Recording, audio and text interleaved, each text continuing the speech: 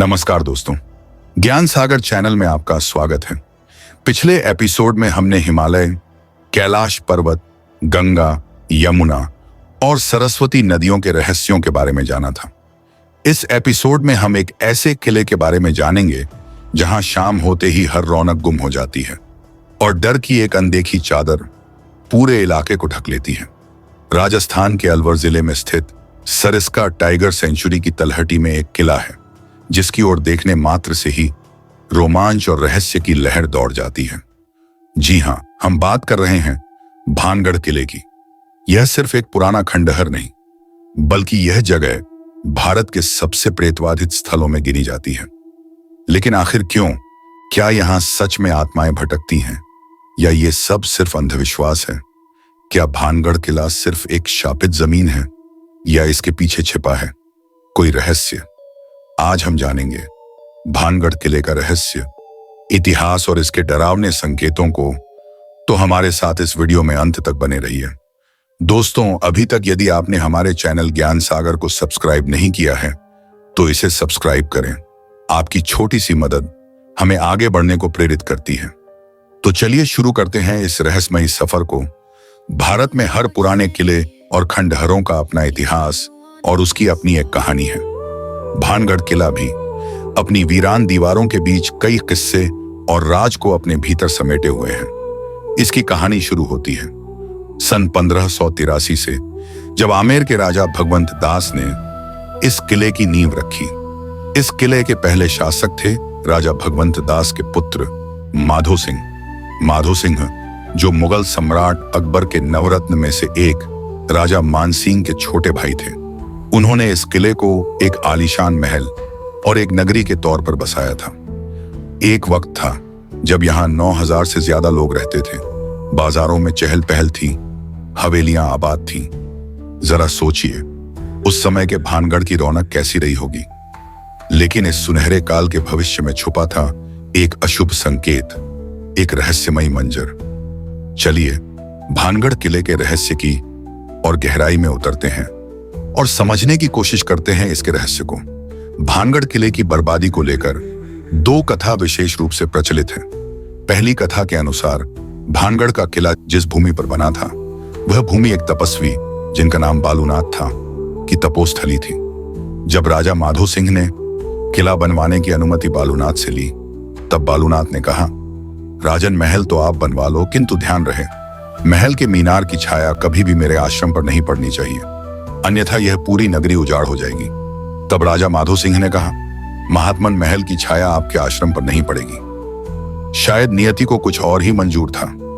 राजा माधो सिंह के बाद उनके उत्तराधिकारी अजब सिंह ने जब किले में ऊंची अट्टालिकाएं बनवाईं तब उनकी छाया बालूनाथ के आश्रम पर पड़ गई और उस बालूनाथ का शाप का असर शुरू हो गया। अगले कुछ ही समय अवधि में पूरा भानगढ़ शापित हो गया। भारी बर्बादी, मौतें, उजाड़ और अंततः इस किले का पतन हो गया। कहते हैं आज भी बालूनाथ का श्राप भानगढ़ में जीवित है।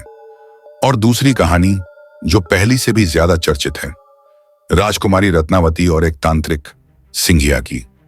भानगढ़ की राजकुमारी रत्नावती, जिसकी सुंदरता की चर्चा चारों ओर थी, एक तांत्रिक जो काले जादू में माहिर था जिसका नाम सिंघिया था, रत्नावती से प्रेम कर बैठा और उसे पाने के लिए उसने काले जादू का सहारा लिया। भानगढ़ किले से प्रतिदिन एक दासी रत्नावती के लिए बाजार से तेल लेकर जाती थी। एक दिन जब दासी बाजार से तेल लेकर आ रही थी तो सिंघिया ने उस तेल की शीशी पर काला जादू कर दिया ताकि जब राजकुमारी उस तेल का उपयोग करे तो वह तांत्रिक के पास खिंची चली आए।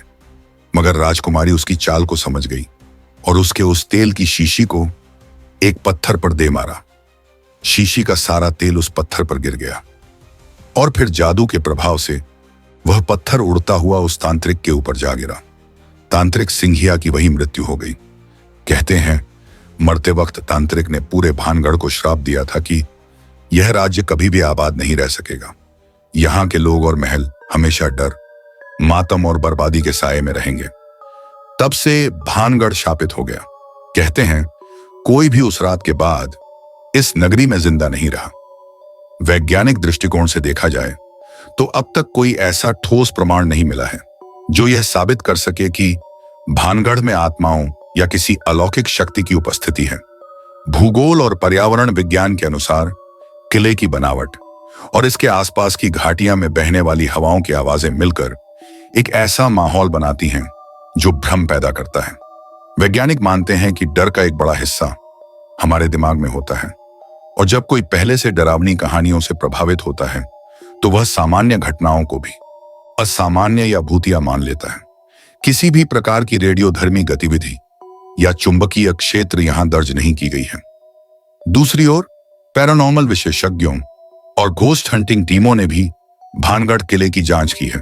कुछ भारतीय और विदेशी टीमों ने रात में किले में समय बिताया और विशेष उपकरणों जैसे EMF डिटेक्टर्स, थर्मल सेंसर और नाइट विजन कैमरों का इस्तेमाल किया। इन टीमों का दावा है कि उन्होंने वहां अनजानी आवाजें सुनी, तापमान में अचानक गिरावट महसूस की और कुछ उपकरणों पर हलचल दर्ज की। हालांकि ये सभी अनुभव अस्पष्ट थे और इन्हें विज्ञान के नजरिए से प्रमाणिक नहीं माना जा सकता। कुल मिलाकर भानगढ़ किला एक ऐसा स्थान है जहां इतिहास, लोक कथाएं और रहस्य आपस में मिलकर एक रोमांचक वातावरण बनाते हैं। विज्ञान ने भले ही यहां भूत प्रेतों की मौजूदगी को नकार दिया हो, लेकिन लोगों की कहानियां और व्यक्तिगत अनुभव ने आज भी इस जगह को भारत में ही नहीं, संपूर्ण विश्व में सबसे हॉन्टेड स्थान के रूप में बनाए रखा है। आज भी लोग मानते हैं कि भानगढ़ किले की वीरान दीवारों से रात के समय चूड़ियों के टूटने की आवाज, महिला की चीखें और अदृश्य परछाइयां दिखाई देती हैं। इस रहस्यमयी माहौल को और भी गहरा बनाती है भारतीय पुरातत्व विभाग ASI की चेतावनी। पुरातत्व विभाग ने किले के बाहर एक शिलालेख लिखवा रखा है। सूर्यास्त के बाद और सूर्योदय से पहले किले में प्रवेश वर्जित है। यह चेतावनी मुख्य रूप से सुरक्षा और स्थानीय मान्यताओं को ध्यान में रखकर लगाई गई है।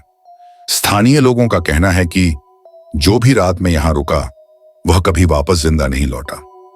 लेकिन क्या यह सब सच है? क्या यह सिर्फ कहानियां हैं या कुछ और?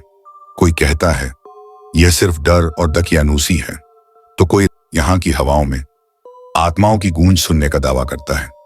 ज्ञान सागर चैनल का उद्देश्य आपको डराना नहीं, बल्कि इतिहास और लोक परंपराओं के उन गहरे रहस्यों से परिचित कराना है जो हमारी संस्कृति और विरासत का हिस्सा हैं।